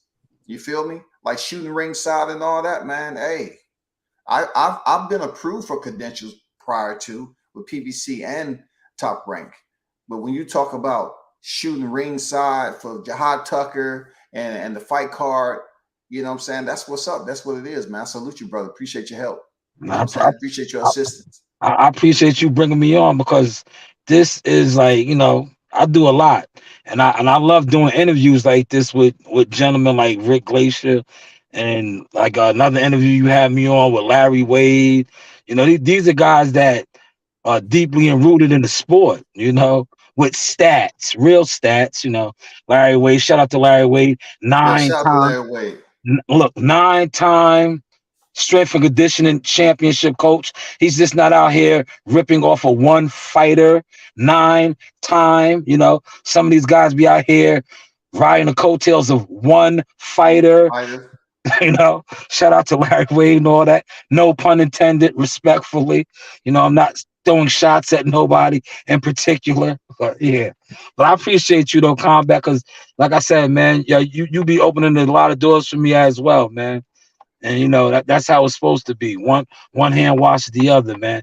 And you also, I want to give you your flowers on this.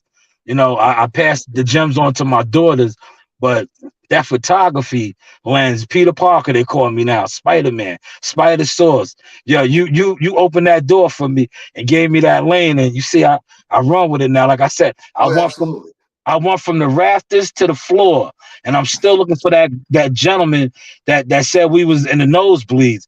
I have yet to see you, you know, level change like me and my guy and your man's. I have yet to see you do that yet, brother. You ain't lying, right?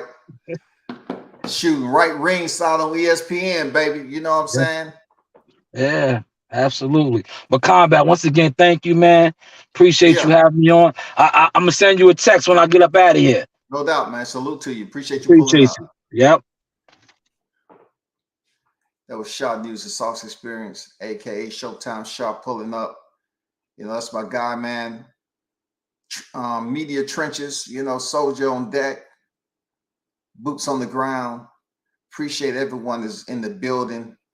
Shout out to my guy Trick Noti on deck with it. Witless, LOL, damn, Rick Glaser managed and trained fighters, and yes, he can handle himself. Man, they taking people for granted on who they know or who they may not know. You know what I'm saying? Too many people over here, you know, they just automatically assume like, oh man, I'm gonna threaten this and threaten that. It's not even worth it. You know what I'm saying? It's not even worth it. You know, real talk. It's not even worth it because you're talking about the way they say black people are so impulsive. You know what I'm saying? It didn't even have to go this far at all. And you know, you can tell the people that haven't been in the Serengeti. You know, the Serengeti is YTC, the media Serengeti. And you can tell because they go up here and they actually think they're doing something by digging up material like it's gonna ruin somebody's life.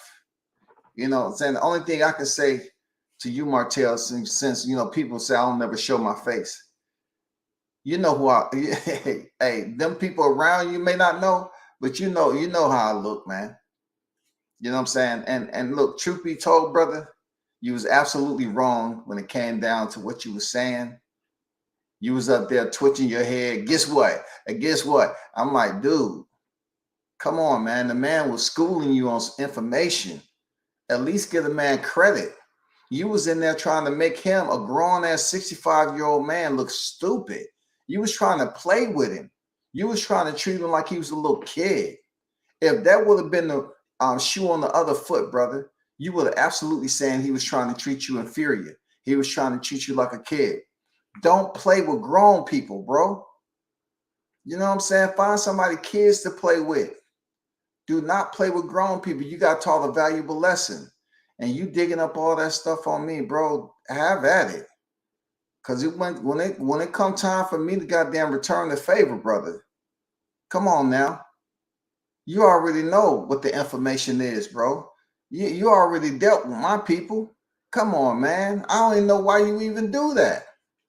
And for those of you that was talking that in my DMs, right? Yeah, I never said I did not know Martell. I talk to people about language all the time. And you hear people repeat the same thing over and over again. All I did was put my guy. I never said I didn't know him. All I said was that guy. You know what I'm saying? The same way he called himself, you know, not using people's name. I always say people's name. You know what I'm saying? I always say if I have something to say about a channel, I always say their name. It's that simple. But in this particular case, you left out the fact that I footed the whole bill, homie. You know, I showed you hospitality. I footed the whole bill. You left that out with the people. You know what I'm saying? You'll sit up here behind the scene. Oh man, he talking about a bill. Yeah, it's nothing. Yeah, I paid the shit and walked away because you was a visitor. You hit me up. I showed up. You know what I'm saying? That's what it was. I gave you your compliments and I gave you your flowers on the area that I felt you knew and information I did not know. So in that perspective, I said you knew about that part of boxing. I don't retract that. You know some information, and as I grow and learn more about the area which you're supposed to be strong at, guess what? I find out that information that you know, it's not really anything that's considered the highlight of all highlights, brother. It's just that media, I didn't have to study up on the managerial part, because who talks about managers in boxing? Who? People just don't talk about managers in boxing. And for you to go around and brag about, you know, I'm the manager of this, and you don't have no fighter inventory. You know what I'm saying? No fighter inventory. Nobody's calling for you. Nobody really knows who you are. And you sitting up here acting like you know everything. And you know, it's just like that guy on the street telling everybody he could have went to the NBA. Yeah, I knew plenty of my people down here that I knew in the city. You know what I'm saying? That was star football players, star NBA players. I mean, star football players, star basketball players. And they'll sit up here and tell a story every time. Hey, you know, man, I could have went to the NFL. I could have went to the NBA. I could have did this, this, and this. You remind me of one of those. Real talk. You remind me of one of those. And look, I will have more respect for the situation if Rick would have did something out of character in order for you to respond like that. But a white man asking you, are you effing stupid? Are you a clown? Does not constitute you going all the way back to what you believe. That's what I'm saying. You have a lot of novice in you when it comes to this YouTube game, because you're bringing up information that's public record of Rick. You feel me? It's public record, brother. You bringing up what he did as far as, you know, racketeering and all that. That's old ass news. That's old. I mean, come on, anybody can find that shit. And you getting audio of me saying that complimenting you on that, oh, so what? Like I said, if someone's educating me, I give them props. I give them they flowers, you know. And at the time I was educated. But that clown ass shit you got going on over there, I don't know what you thought, but it's no grown man, period, should be putting up with somebody who doesn't want to acknowledge that you're telling them something correct and you're wrong. You talking about Crawford and Canelo, PBC opened up their books. Then you want to take some time to do research and come back in here and lie to your followers and act like, oh, this is me trying to do damage control. No, you already put yourself out there. You already put yourself out there. And those people's over there talking about, well, WCS, you should debate Marty. Listen, I've been around these YouTube streets for a long time. Ask anybody who think I don't know about boxing. I cover boxing and MMA, right? I will run circles around you easy, brother, easy. But you're not gonna have me on your panel and ask all these questions. I'm too witty for that shit, bro. I'm too witty. Me and you, we don't think alike. We don't think alike. I study behaviors. It's a lot of y'all that have behaviors. And that behavior is, long as you feel that you're in control, you can play the games. But when the rabbit got the motherfucking gun, everything else has changed. Believe me. You know, I'm not coming on somebody's panel and you ask me 1,000 questions. That's not a debate. That's not a freaking debate. The last time I was over there, I schooled y'all. You know what I'm saying? I'm sitting up there, you asking, you talking about PBC opening up their wallets for Canelo and Crawford, and Rick Glaser said, no, that's not true. With Showtime, who's the financier. But it's funny how you was busy complaining about Crawford going to BLK Prime. And y'all was up here reporting that only 5K people, 5K pay-per-views were sold. And he got lowballed. He didn't make that much money. Why y'all worried about what that dude did? Why y'all worried about what Crawford did? Where he was? Now you want to brag about PBC? Y'all wasn't bragging about Crawford when he wasn't signed to a 2-fight deal for the Showtime. He's not even signed with PBC, bro. But you tried to big them up because Rick say the money had evaporated. You didn't know what you was talking about. You was trying to act like, oh, they opened their wallets for Canelo and Crawford. No, wrong. Give the man his props. Say, okay, I was wrong. But now you want to sit there and keep on playing games. And when you was talking about that after you was poking fun, you got what you deserve, brother. Black man to black man. You did. You got what you deserve, man. You kept playing around with that man and playing around with that man, trying to be all sarcastic and poke fun at him and be all belligerent and shit like that. And all you wanted him to do is pretty much leave you where you was trying to leave him. He won. You was humiliating that man the whole time. And you end up getting humiliated in the end. All because he asked you 2 questions and you left. And you as a black man is up there calling that man, talking about you'll go up there on live. Oh my God, the dumbest shit ever. The dumbest shit ever. I swear to God, it's the dumbest shit ever. You're going to tell that man you're going to come up there to Buffalo. You know where you stay and all that. I don't know what to tell you, brother. That shit don't make no sense to me. You're going to threaten a man on live that you're going to come up there? bro. Look, it's levels to a man's mindset, his maturity level. You know what I'm saying? It's different levels to this shit, bro. And all I'm saying, I don't have no personal problem with you, but you really should be concerned about your personal life instead of bringing in, Rick Glaser's wife into it. And what you did was you tried to make another black woman, another black period. You try to bring her into your mess. She had nothing to do with what you created. You created this shit, Martell. You did. You brought somebody that's older than you, 65 years old, and you wanted to treat them like they was a little kid. How much does that say about you as a person? And then you went up here and talked about his wife. I thought you got enough of that shit about talking about people's family.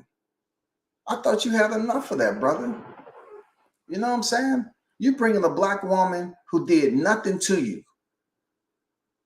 Nothing to you. You bringing her into a whole situation, accusing her husband of being racist. So now, just because you couldn't humiliate him on your platform, now you bring his wife into the situation that you created. You brought him on your channel to humiliate him, and it didn't work out your way, brother. You know what I'm saying? That's immature as shit. That's immature as hell. I don't care what nobody in your chat is saying. I don't care. All y'all are stuck in this double life of go on so-and-so's channel and debate him. For what? Did you see what happened to Rick Glaser? This man was up here poking the bear the entire time, and he wants to mute his mic. Nigga, what? Muting mics? You was up there not, and guess what? If that's how easy it is for you to ask this man all those freaking questions and freaking continue to smooth ignore the facts that he was giving you. And then in a failed attempt to do a reaction on that and come back and act like Rick was wrong on all that shit. No, you was wrong for your action. Your actions and your ulterior motives was wrong, brother. You wanted to bring him on there to think he was just some average street dude over there where you stand at. You know what I'm saying? I mean, it proved that you from a small town over there, man. You know what I'm saying? The town called Don't Fuck with Rick GLASER. You feel me? That's what type of small town you're from. Don't fuck with Rick GLASER. Boulevard, goddammit. Don't play with grown-ass man. Don't come off and act like that something must be wrong with you. You're like, well, why would you go up here and think he was gonna be easy? And then to try to call him off camera and leave these voicemails, man, you're not fucking smart, dude. You're not smart at all. The managerial shit, I give you the check box as far as this level right here. You're not known in the boxing world. You don't know the people Rick knows. You don't have the connections. Your catalog can't fuck with mine. You don't know more boxing than I do. I'm not going to sit over there while you ask me 1,000 questions. You can't fuck with me when it comes to boxing and MMA. So it would be pointless for me to go over there while you just say, oh, let's talk about the business and the business. Dude, you know very little about the business. You don't even have an inventory. The managers I know, I've interviewed the David McWaters. I've spoken to Cameron Duncan on the phone before. Yeah, it's facts. It's facts. I'm inspired to be a manager. I'm a retired military veteran of 20 years. I get a pension every month. I did what I had to do for my country. I don't know what you did, but I can guarantee you what you was doing out there before you jumped on YouTube is nothing to do with me. It's nothing to do with me. I wasn't giving a damn about what you was doing. But now that you finally, start to come on YouTube and you want to build up the fan base pretending to be this world-renowned manager, I'm not buying it. And you know what, Martell? I found out a lot of channels have goofballs that's willing to then roll around with them when they up here being, doing circus acts all the time. You know what I'm saying? There's plenty of them. And no, I'm saying this with my camera on. You feel me? It's not like this is the first time I've been on camera. You know what I'm saying? I mean, every channel has this percentage of goofballs. Those individuals that was up there co-signing on that shit. They just want to be loved. They just want to be embraced. If it requires them acting like a goofball in the closet and away from their families or whatever, just to be a part of something cool. My chat, no. The hottest in the game, brother. You know what I'm saying? I don't have immature ass kids in the chat just sitting up here, agreeing with me. I have people I deal with behind the scenes that if I'm on some dumb shit, you know what I'm saying? Let's say, for instance, Trick, right? I remember something I said that dealt with MMA, and we talked behind the scenes, and he corrected me on something. It's cats that I deal with that if I'm not correct, they will correct. If I'm incorrect, I will have no problem telling you, hey, that's what's up. Okay, I didn't know that. You know what I'm saying? It's cats I deal with to drop me content behind the scene. If I'm on some dumb shit, they're gonna tell me, hey man, that shit you was wrong on that. You know what I'm saying? Not the ad lib or the storytelling. That's not it. I'm talking about some real life stuff that I'm trying to convince you all that is right, but it's absolutely wrong. You know what I'm saying? Just like, for instance, if I was to get on here and try to convince the hottest chat in the game, A-side official, that Spence left dents in Crawford's head. Spence, let's just say in hindsight, because I never forecast this shit. Y'all know me. I never forecast freaking Spence winning. I say he had 0%. But what if Spence would have came out victorious and I'm on here talking, hey, man, this right here, I'm circling this. I can't see that, man. I knew Crawford was way stronger than Spence. I can't see that. Look at the two dents in Crawford's head. Look at the two dents in Crawford's head. If I would have got on here and talk about the dents and you know, just looking at some indentations, you know what I'm saying? Some indentations in Crawford's head. And I'm saying, you know what? Errol Spence did that. He got loaded gloves. You know what I'm saying? Errol Spence did that shit right there. Bud Crawford looked drained. I've been on here talking about how Bud is freaking in tip-top condition, out there on the roadway doing what he's supposed to do. Then all of a sudden, he gets defeated. And I'm coming up here. He was weight drained. You know what I'm saying? He had some issues going on for running, and he had an altercation with a 10-point buck that was in heat. And the buck charged him because he thought Crawford was going over there to pick up one of his girls. You know what I'm saying? So he charged him and stuck them antlers in him. He got residual damage from that. Internal bleeding. He had internal bleeding heading into that fight with Spence. That's why he looked the way he did. Man, come on, bro.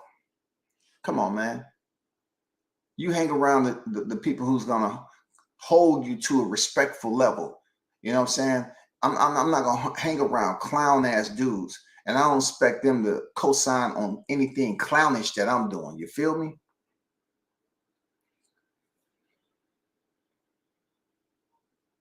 I'm not going back and forth with this cat. All you people that want to be a part of something, dropping the messages, I'm not going back and forth with him.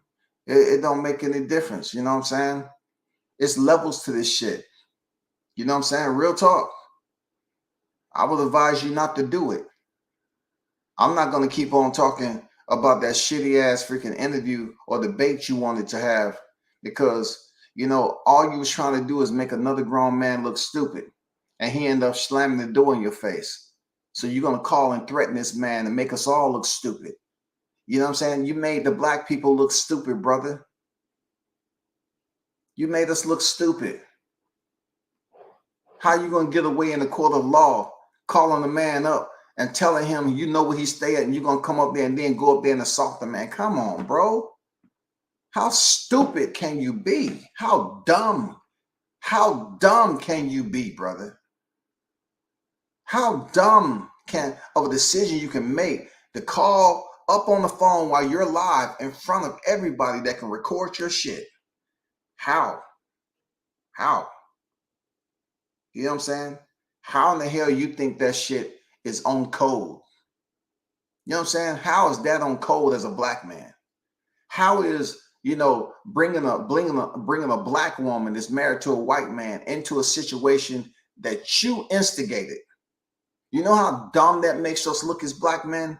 It makes us look stupid as fuck, bro. You created that scenario. You wanted to bring him in and not acknowledge the information that he was providing for you.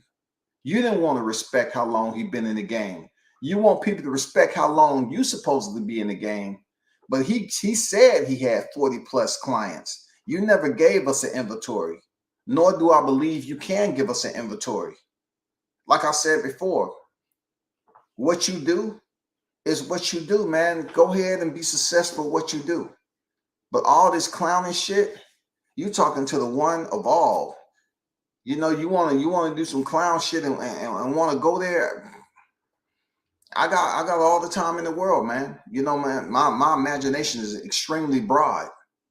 But what I can't co-sign as a friend or even on a level of respect is the point that you instigated and you come off as this guy, you know what I'm saying, that has all this no back down and I'm this and I'm that. All right, cool, dude.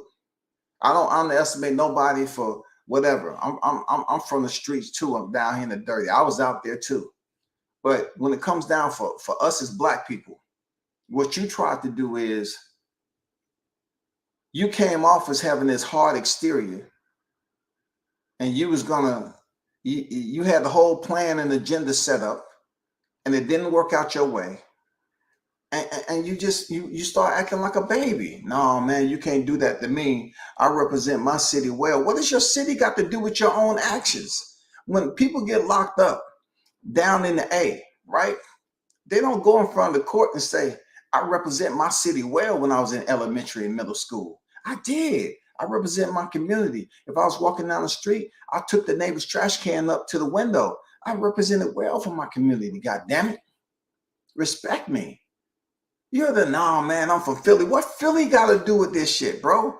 You was the one who scheduled that live stream. Philly didn't schedule that live stream. You did. Take it on the chin the way you're supposed to. Stop over here crying and bitching and moaning. Oh man, he treated me this way. He treated me that way. I'm gonna come up there. What do you think you would have got if you threatened a black man like that? What you think? What did you think you would have got? What do you think? I'm just curious. What do you think you would have got if you made a threat to another black man in Philly? What do you think? I'm just curious. What do you think you would have got? What connection would you have got threatening another man from Philly? I'm curious. I mean, you can't make this shit up. What reaction do you think you would have got threatening another black man from Philly, talking about you gonna pull up and all this other shit just because he asked you 2 questions in a reaction that he felt some type of way? You know what I'm saying?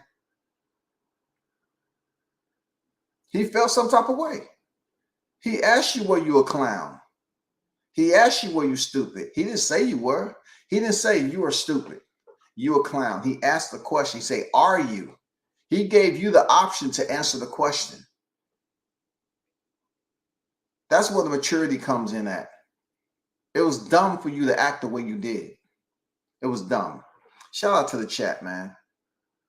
You know what I'm saying? It was absolutely dumb, bro. Shout out to everyone that pulled up to the interview.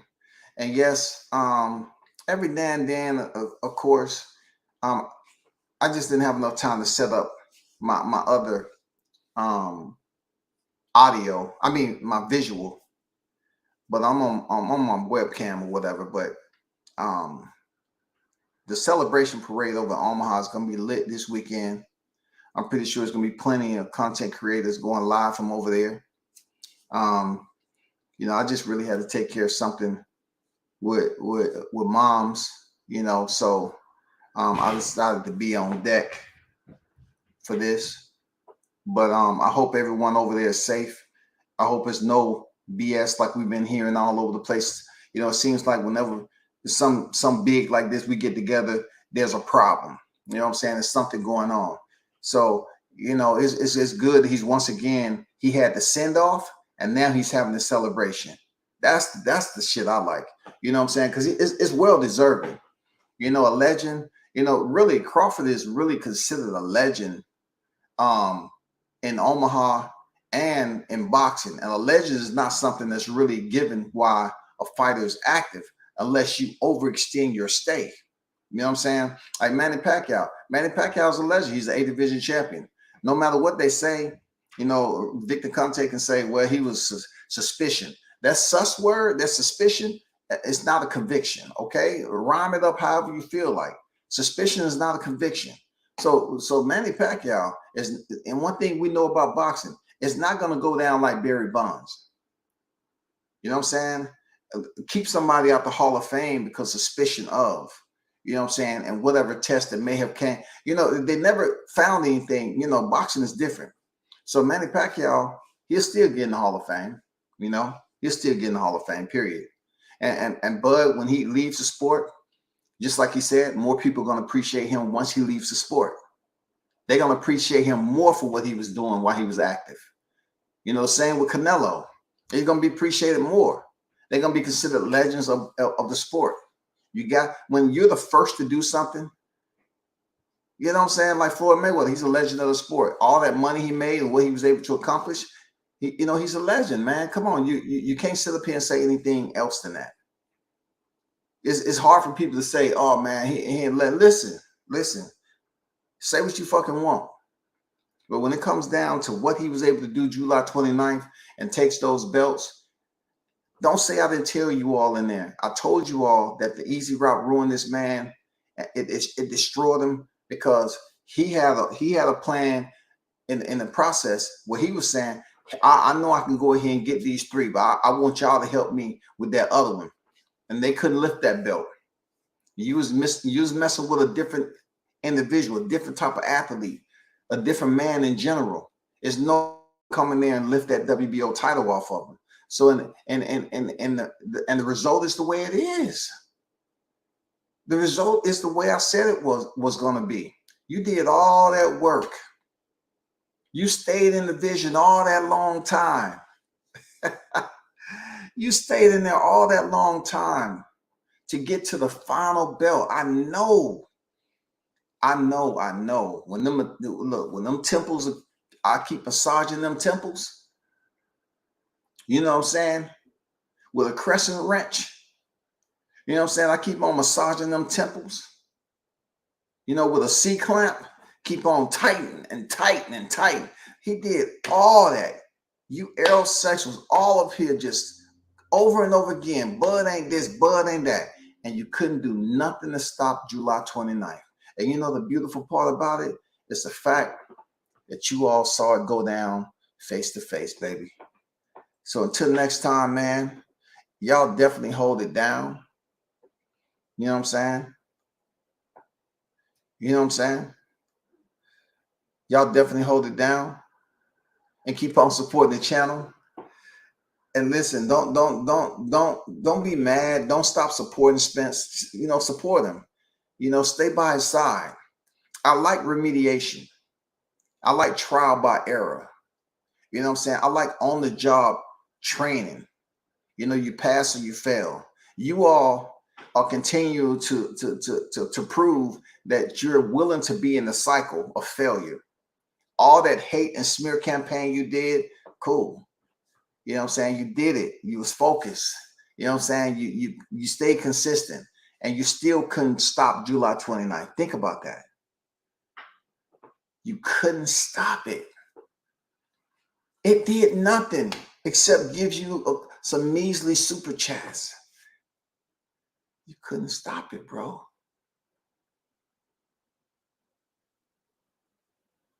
Couldn't stop it. I said he was smart in his managerial shit. I'm not gonna pull out flashcards since I'm on camera. I'm not gonna do that.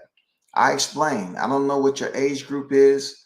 I don't know how often you frequent YouTube, but I'm not gonna go through a freaking teaching period. You know, a teaching moment. I'm not gonna do it. You know what I'm saying? I know they say each one teach one, but when you just acting straight up dumb, you know, that's a choice. You know what I'm saying? Some people can't help it because they do have learning disabilities. But some people I've learned in my chat that are strays, they come over here with learned disabilities. That's where they choose the option to be stupid. You know what I'm saying? They wasn't really truly born that way. It's just they found out certain things fit their type of MO, so they choose to carry on with it. They choose to carry on with that shit. And they want to stay in character. I get it. That's why, you know, I kind of like lay back on the strays when they come over here. It's all good. It's all good. I see your comments. They do nothing. And you know what? The great part about it, the hottest chat in the game, A-side official, them the ones I really fuck with. Those are the ones I really fuck with. Truth be told, those are the ones I fuck with. All the strays is over here talking about stuff that's already been explained. It's probably the same nigga that's trying to pretend to be somebody else in the chat. I never create a ghost account, y'all. Never. At all. Hey, but back to boxing before I get up out of here. You know, the Oscar Valdez, Emmanuel Navarrete fight. Good fight, good scrap. Real talk. You know what I'm saying? Before Shakur Stevens is going to step in there and fight Oscar Valdez, Emmanuel Navarrete was inserted in there. And then, you know, the lawsuit situation came up with Terrence Crawford and Top Rank. And all of a sudden, Shakur Stevens is put in there. And we all saw what happened. He won a decision over Oscar Valdez. Easy work in Vegas. And I was at that fight. And, you know, and now they get a chance to fight each other. You know what I'm saying? Emmanuel Navarrete had a tough go. You know what I'm saying? Whew, he had a tough go his last out. Oscar Valdez, I'm going for Oscar Valdez, man, in this fight. Even though Navarrete is very rangy, long fighter, unorthodox. I'm talking about like with his style. He do some stuff that you just have to be blessed with. I like Oscar Valdez in this matchup. I do. I like Oscar Valdez. As far as Robert Helenius and Anthony Joshua, it comes down to this, man. This is a common opponent of Deontay Wilder, a fight that they're trying to make at the end of the year. I don't really put any stock in Robert Helenius. He had his moments, bro. You know what I'm saying? He had his moments with Andy Kanaki. AJ is not an Andy Kanaki. But AJ has somewhat, in my opinion, declined when it comes to his performance value. Seeing Robert Helenius get knocked out, that don't mean he's going to get knocked out with AJ. But I can't go for Robert Helenius. I don't really have no appreciation for AJ. I always say he was an overrated robot, and he proved that. That doesn't mean I'm going to pick Robert Helenius just because he fought Deontay Wilder, one of my favorite fighters. That's not the way I'm going to do that. So that fight is what it is. I'm not going to sit up here and say I'm picking Robert Helenius over AJ on some dumb shit. It is what it is. The fight is the fight, whatever. I don't have nothing to say about it. It is what it is, man. I'm more so I've been looking at the Who's Number One grappling tournament that they had. Oh man, some damn good matches that was on there. Some damn good matches, man. I'm definitely gonna take a look at that once I get off here too. In the UFC, of course, they have a nice fight card coming up. And if you haven't heard, Clarissa Shields signed with PFL. She signed a multi-fight deal over PFL, Professional Fight League. They have those tournaments and so forth. And the only thing I can say about Clarissa Shields signing a multi-fight deal is that I hope she's on the mat, because it's going to do her no good to go in there and pick up a second loss. You know what I'm saying? She has to get on the mat. She has to get in there and be able to get grinded on. What I mean by grinded on, that means you have to know how to work off your back. You have to know how to work from top and bottom position. You can't just go in there and think you're going to be on your feet and be in control, and you're gonna land that punch with 4-ounce gloves. It's not going to happen. It's not. And the second opponent that you face shows you that. It's levels to this, but she can get to where she needs to be if, if she's willing to put mat time on. If she's willing to spend the time in the gym. Them MMA athletes, they spend so much time in the gym, man, working out of difficult positions, doing sparring. You know what I'm saying? I mean, this old school boom, just stand on your feet and striker, that shit is over. You have to learn how to kick. You have to learn how to wrestle. You have to know how to clinch. You know what I'm saying? You have to know how to properly take your opponent down and know where to land. You know what I'm saying? Growing up, pretty much they tell me, oh man, I'll jack you up. The first thing they want to do is level change into a body lock and pick you up and slam you, right? And to a person that's uneducated about grappling, you'll land in between their legs. You know what I'm saying? But grappling's came such a long way that once you start to basically execute that takedown, your focus is position. Once you get the takedown, position, not when you actually on the ground, but prior to getting the takedown and automatically transition to side control. I mean, it's changed so much, or full mount at that. You know what I'm saying?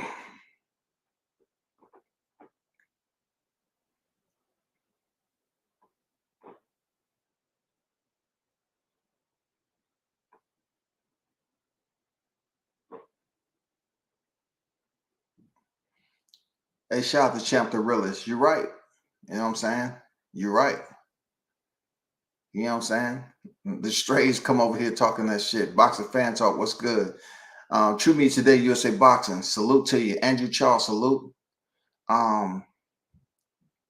Big Bunch and Boxing, salute to you, man. NO on deck, I see you. BIG, salute. Swat Jones, salute, man. Jay on deck. Salute. Dundada on deck. Salute to you. Carlos Rosado on deck. Salute.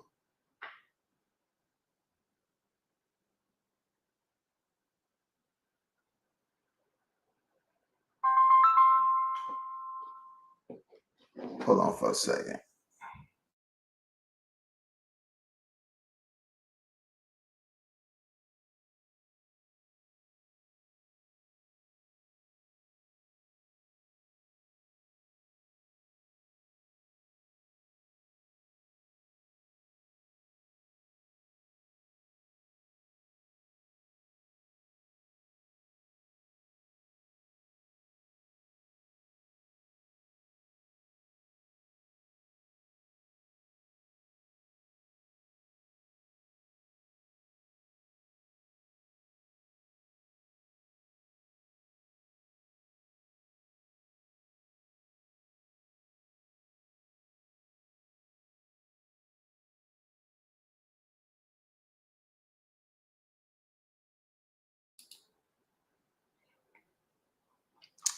Yeah, but yeah.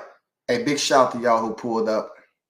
And I definitely, that's twice that I closed down my live.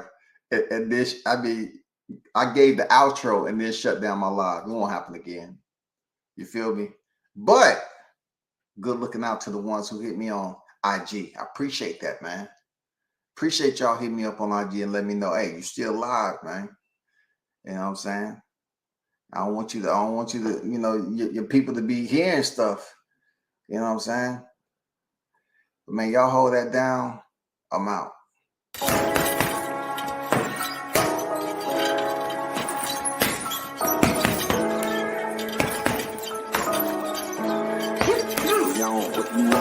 Left jab, uppercut, leave you laid out on the floor. Try to duck and roll, hit and miss. Now you counting stars, should've practiced more. Should've hit the mask, get out there more. Claim that you're the best. You gotta show me, son. Actions over words, baby boy. Is you real or what? Talking way too much, world come. Back sports, talking way too much, world come. Back sports, talking way too much, world come. Back sports,